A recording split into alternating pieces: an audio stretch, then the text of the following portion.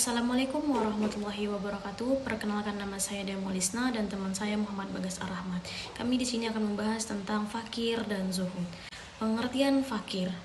Fakir adalah tidak menuntut banyak atas apa yang telah dipunyai dan merasa puas dengan apa yang sudah dimiliki, sehingga tidak minta sesuatu yang lain. Sikap mental ini menghindarkan diri dari sikap keserakahan. Dengan demikian, pada prinsipnya, sikap fakir merupakan rentetan sikap zuhud. Hanya saja, zuhud lebih keras menghadapi sifat keduniawian, sedangkan fakir hanya pendisiplinan dalam mencari dan memanfaatkan fasilitas hidup. Fakir dapat berarti kekurangan harta yang diperlukan seseorang dalam meneladani kehidupan di dunia. Sikap fakir penting untuk dimiliki orang yang berjalan menuju Allah, karena kekayaan memungkinkan manusia untuk menjadi jahat.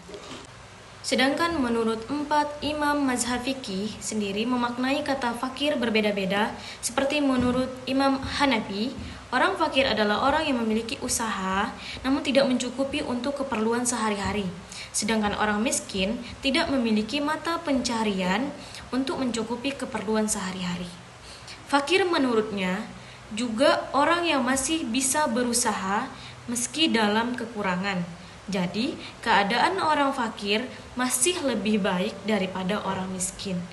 Begitu juga menurut Imam Malik, mengatakan bahwa fakir adalah orang yang mempunyai harta yang jumlahnya tidak mencukupi untuk memenuhi kebutuhan hidupnya dalam masa 1 tahun. Pendapat ini diperkuat dengan adanya suatu ayat yang artinya atau kepada orang miskin yang sangat fakir. Quran Surat Al-Balad ayat 16.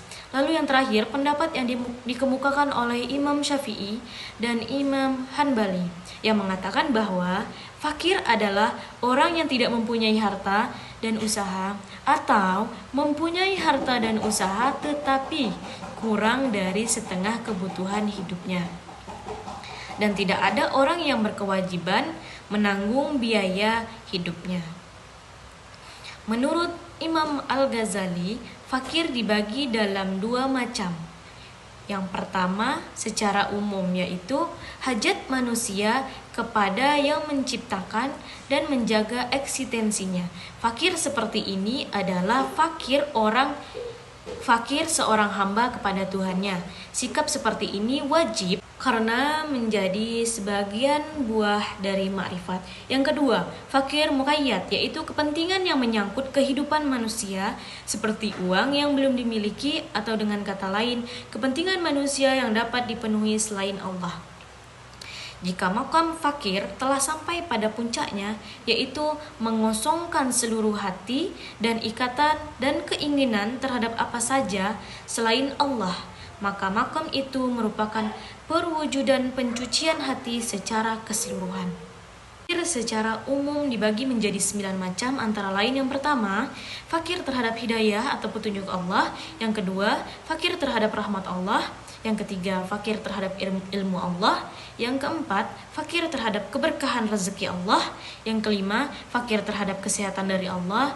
Yang keenam, fakir terhadap makrifah atau ampunan Allah. Yang ketujuh, fakir terhadap diterimanya taubat. 8. Fakir terhadap dikabulkannya doa. Dan yang terakhir, fakir terhadap keluarga asmara, al-sakinah, wa mawaddah, warahmah. Fakir yang diartikan sebagai miskin sangat sesuai dengan pandangan Islam terhadap kata miskin. Dalam Islam, kemiskinan yang pada dasarnya mereka adalah orang yang berhak atas pemberian zakat atau makanan, dikategorikan menjadi 4. Yang pertama, al-fakir. Al-fakir adalah orang yang lemah. Maksudnya, orang lemah adalah orang yang dalam keadaan tidak bisa produktif atau tidak bekerja karena kondisi fisiknya. Misalnya orang sakit, lanjut usia, ataupun orang cacat. Yang kedua, al-ba'is.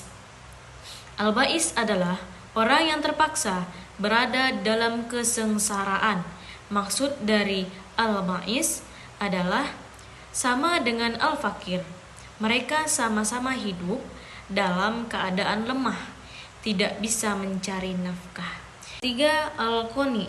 Al-qani adalah orang yang berkeinginan atau orang yang memberikan keyakinan kepada seseorang lalu dia meminta kepadanya. Dalam arti lain, Al-qani adalah orang yang meminta-minta. Mereka adalah orang yang dalam keadaan kekurangan namun masih sanggup untuk meminta-minta atau masih bisa mencari nafkah. Yang terakhir, Al-mu'tar. Kategori ini adalah orang yang suka menyindir tetapi tidak meminta-minta. Maksud dari menyindir adalah mereka menampakkan diri dari tetangga mereka atau orang lain bahwa mereka dalam keadaan miskin, tapi mereka masih sanggup meminta-minta namun enggan melakukannya. Masuk dalam pengertian zuhud. Zuhud merupakan makom yang terpenting bagi setiap calon sufi. Zuhud yaitu keadaan sebelum menjadi seorang sufi dengan harus terlebih dahulu menjadi seorang zuhud. Menurut Imam Al-Ghazali, zuhud sebagai hal termasuk dalam bagian nafsu. Ketika seseorang membenci segala hal yang diinginkan nafsu, ia juga akan membenci hidup kekal di dunia. Dan secara otomatis, ia pun tidak akan memiliki sifat angan-angan pada dunia ini.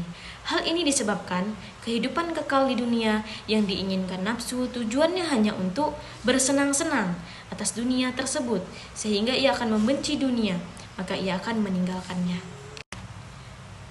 Zuhud terbagi menjadi 3 tingkatan, yaitu yang pertama, al-muttabin, tingkat pemula, yaitu orang yang kosong tangan dan hatinya dari harta kepemilikannya. Yang kedua, al-mutahakkikin, yaitu golongan yang memiliki keyakinan yang kuat pada Allah. Yang ketiga, golongan yang mengetahui dan meyakini bahwa jikalau dunia diberikan pada mereka dengan status kepemilikannya yang halal, dijanjikan pula ketiadaan hisab di akhirat atas status kepemilikan tersebut. Orang yang zuhud memiliki 3 ciri, yaitu yang pertama, tidak merasa bahagia dengan wujudnya harta dan tidak merasa susah atas ketiadaan harta tersebut. Yang kedua, tidak ada beda baginya antara orang yang mencela dan memuji. Hatinya merasa tenang hanya jika tertuju kepada Allah, dan yang mendominasi dalam hatinya adalah manisnya taat. Sebagian ulama menyebutkan bahwa zuhud telah Allah jelaskan dalam Al-Quran surat Al-Hadid ayat 23 yang artinya, kami jelaskan yang demikian itu supaya kamu jangan bersedih terhadap apa yang tidak kamu dapatkan, supaya kamu jangan terlalu gembira terhadap apa yang diberikannya kepadamu. Dan Allah tidak menyukai setiap orang yang sombong lagi membanggakan diri. Zuhud adalah amal hati, sehingga yang bisa menilai hanya Allah. Karena itu, kita tidak bisa menilai status seseorang itu zuhud ataukah tidak zuhud, hanya semata dengan menilai penampilan luar. Kekayaan dan harta yang dimiliki bukan standar zuhud, sekalipun Allah memberikan banyak kekayaan kepadanya. Perilaku zuhud juga dapat kita terapkan dalam kehidupan sehari-hari. Sikap tidak menganggap penting dunia dan mementingkan akhirat merupakan wujud perilaku zuhud. Perilaku zuhud yang dijalankan bukan alasan untuk bermalas-malasan belajar dan menuntut ilmu. Perilaku zuhud hendaknya mendorongmu belajar lebih giat, karena ilmu dapat mengantarkan kita menuju kebahagiaan di dunia dan akhirat. Hadis Abbas bin Sa'ad As-Sa'dira bercerita, telah datang kepada Rasulullah seorang laki-laki dan berkata, "Wahai Rasulullah, tunjukkanlah kepadaku suatu amal yang apabila aku mengamalkannya, aku dicintai oleh Allah dan oleh manusia." Rasulullah menjawab, "Zuhudlah engkau terhadap dunia, niscaya Allah mencintaimu. Dan zuhudlah engkau terhadap apa yang dimiliki orang, niscaya mereka akan mencintaimu." Hadis ini menunjukkan bahwa Allah mencintai orang-orang yang zuhud terhadap dunia. Mereka berkata, apabila mahabbah Allah adalah kedudukan yang paling tinggi, maka zuhud terhadap dunia adalah hal yang paling utama. Baiklah, dapat ditarik kesimpulan dari pembahasan kami mengenai fakir dan zuhud tadi, yaitu kesimpulannya, sebagian gejala orang yang ma'rifat, ia hidup zuhud, tidak rakus terhadap dunia, tidak terkelabui oleh gemerlap, apapun yang mengganggu ibadahnya ia singkirkan, ia hindari sejauh-jauhnya. Zuhud bukan berarti istilah daerah, yingkor kandoyan, menjauhi dunia hidup menderita, bukan. Zuhud berarti hidup prihatin, mengabdi kepada Tuhan, dan pola hidupnya sederhana demi Ar-Rahman. Gejala orang yang makrifat juga termasuk fakir, tidak meminta lebih daripada yang menjadi haknya, tidak banyak memohon rejeki, kecuali hanya menjalankan kewajiban-kewajibannya dalam rangka mendekatkan diri kepada Allah. Mungkin itu saja yang bisa dapat kami sampaikan. Lebih dan kurangnya kami mohon maaf. Akhir kala, wabillahi taufiq wal hidayah. Wassalamualaikum warahmatullahi wabarakatuh.